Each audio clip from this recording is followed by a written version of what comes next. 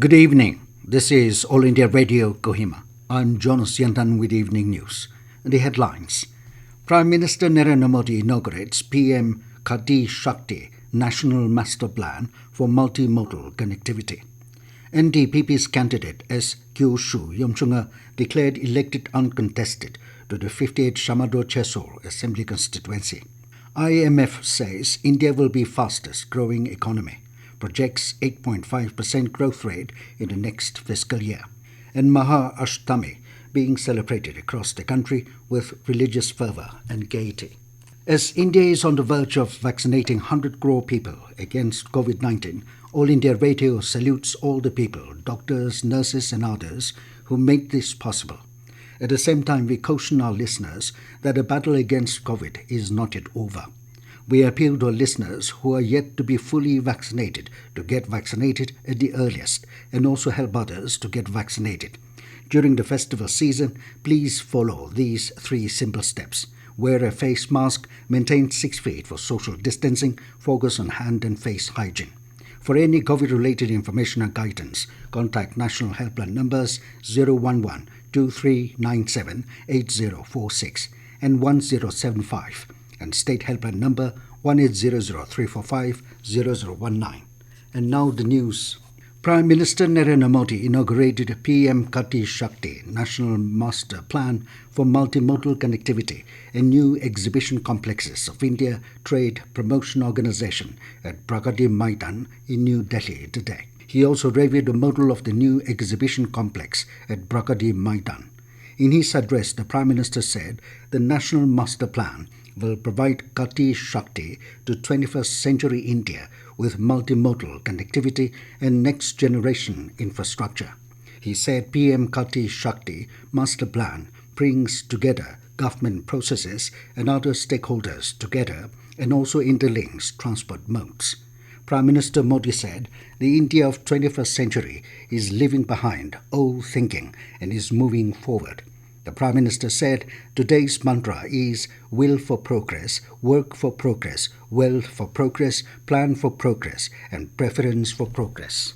The official candidate of Nationalist Democratic Progressive Party (NDPP) as Keoshu Yimchunger of Sangpur village Twensang has been declared duly elected uncontested to fill the vacancy for 58th Shamador-Chesor Assembly Constituency. The seat fell vacant following the death of sitting MLA and Advisor for Information and Public Relations (SCRT) and Village Guards Toshi Vongtong. Chief Electoral Officer Nagaland V. Shashank Shekhar today informed that only one nomination was received by the returning officer till the last date of nominations on October 8. He said the nomination papers were taken up for scrutiny on Monday and was found valid. The Election Commission announced the schedule for holding by-election to Nagaland Legislative Assembly from 58th Shamador Chesor on 30th of October. International Monetary Fund IMF has projected that India will continue to be the world's fastest growing major economy, clocking a growth rate of 9.5% in 2021. As per latest IMF projections, Indian economy will grow at 8.5% in 2022. The world economy is expected to grow at 5.9% in 2021 and 4.9% in 2022, according to IMF.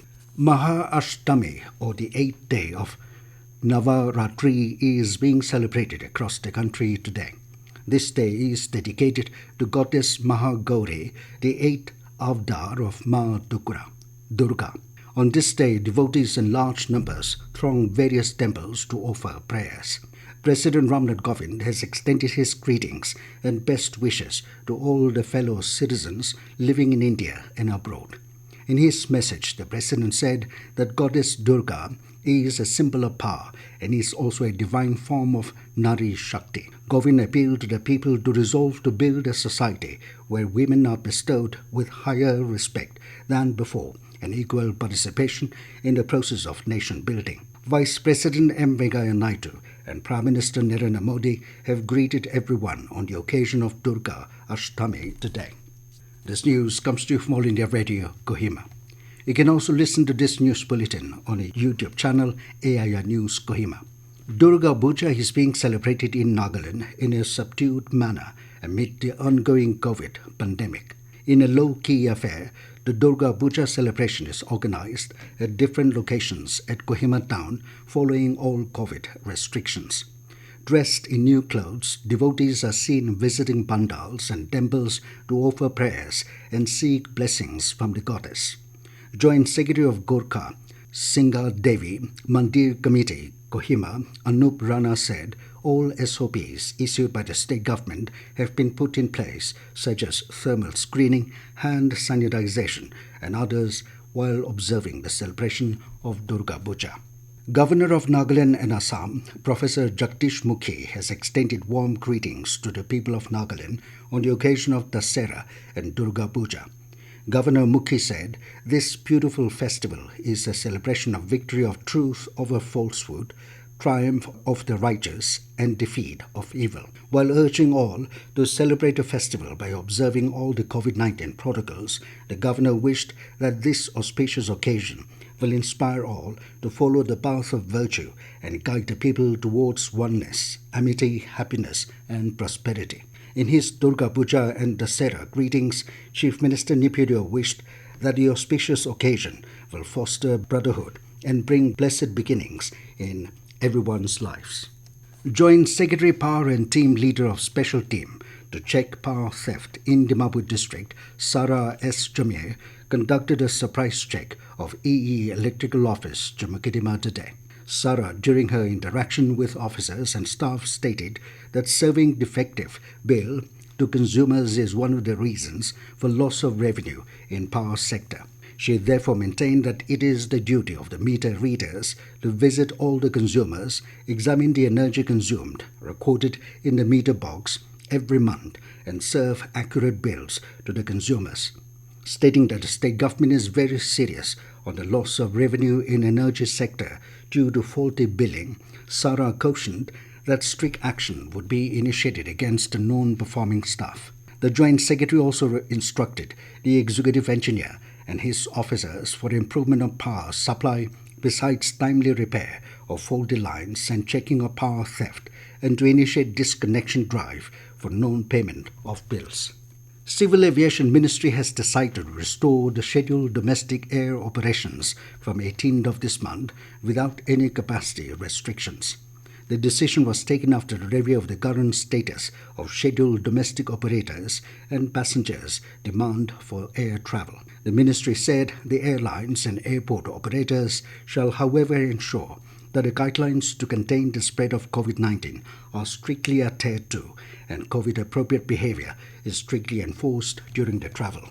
The 13th Kohima District Catch Them Young Tournament under 14 will be held on 29th and 30th of October at IG Stadium and TD Stadium, Kohima. District Sports Officer Zobivi Zecho said disciplines in badminton, table tennis and athletics will be held for both boys and girls.